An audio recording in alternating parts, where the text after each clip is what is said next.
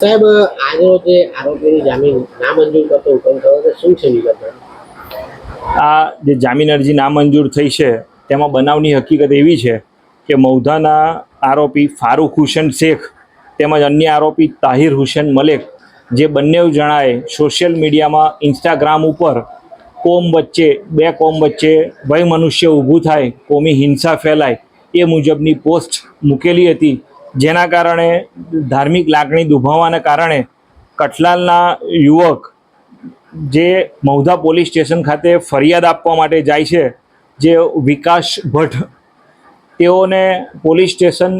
તેઓ દ્વારા ફરિયાદ આપવામાં આવે છે ઇન્સ્ટાગ્રામની પોસ્ટ બાબતે, અને મૌધા પોલીસે આ બાબતે ગુનો રજીસ્ટર કરેલો. ત્યારબાદ આ કામના આરોપી ફારૂક હુસેન શેખ અને તાહિર હુસેન શેખ નાઓની જામીન અરજી મૌધાના જ્યુડિશિયલ મેજિસ્ટ્રેટે નામંજૂર કરેલી, અને ત્યારબાદ આજરોજ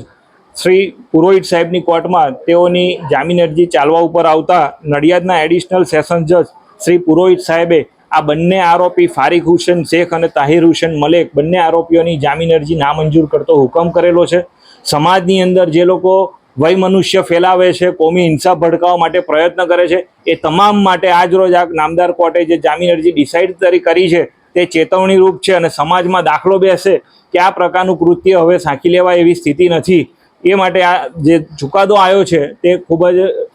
ઐતિહાસિક ચુકાદો ગણી શકાય.